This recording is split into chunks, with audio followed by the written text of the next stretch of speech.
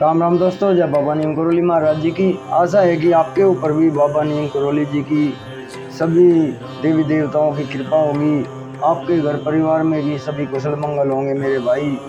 मैं यही प्रार्थना करता हूँ सभी देवी देवताओं से और बाबा नीम करोली जी से, हनुमान जी से, श्री राम जी से, सबके ऊपर अपनी दया दृष्टि बनाए रखे मेरे प्रभु।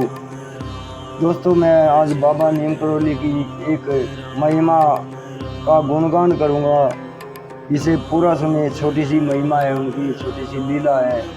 वे अंतर्यामी है, वे सबके मन की बात जानते हैं।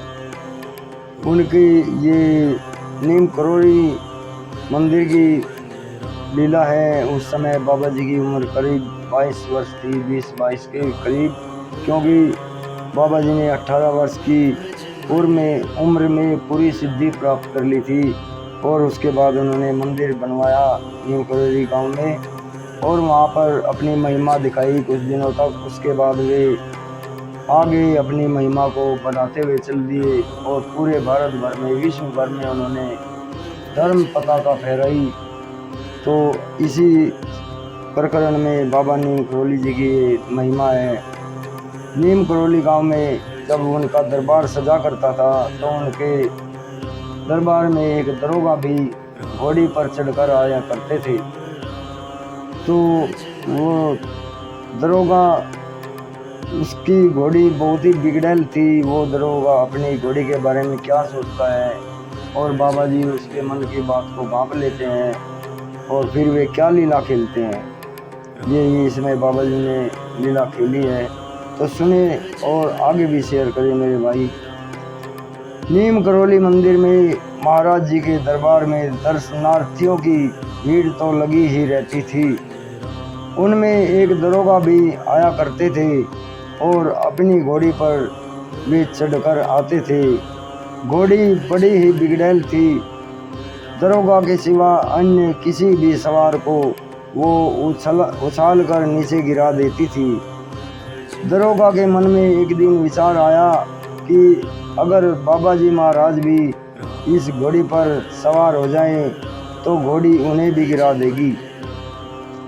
लेकिन अंतर्यामी तो तुरंत ही दरोगा के मन के भाव को समझ गए। उनसे कौन सा भाव छिपता उनके मन का, उन्होंने तुरंत ही पढ़ लिया। दरोगा ने तो अपने मन की बात मन में ही रखी और मन ही मन में बाबा जी की को ये शिकायत कर दी, अगर बाबा जी घोड़ी पर बैठे तो घोड़ी उसे भी गिरा देगी। परंतु अंतर्यामी ने दरोगा के मन की बात तो पढ़ ही ली थी, उनसे कहाँ छुपती। एक दिन जब दरोगा जी घोड़ी की जीन लगाम खोलकर उसे पास के ही पेड़ से बांध कर आए, उसमें लगाम भी नहीं थी घोड़ी के मुंह पर, और बाबा जी के पास वो उसे बांध कर आए। तो बाबा जी फुर्ती से उठे और घोड़ी के पास पहुंच गए और उसे घोड़ी को खोलकर उसकी नंगी पीठ पर सवार हो गई उछलकर। घोड़ी बेहताश सा दौड़ पड़ी और उछल कर बाबा जी महाराज को गिराने की चेष्टा करने लगी। गांव वालों के कथनानुसार घोड़ी बड़ी देर तक उछलती कूदती रही, पर महाराज जी कभी उसकी पीठ पर तो कभी गर्दन पर, कभी उसके पेट से चिपके रहे, पर उसे लगातार दौड़ाते ही रहे जब तक वह बुरी तरह हाँफ न गई और मुंह से फें फें करने लगी। देखते ही लोग बाग देखते रहे। उसकी के साथ उसके मुंह से जब खून आने लगा, दरोगा के साथ सभी इस विस्मयकारी लीला को देखते रह गए।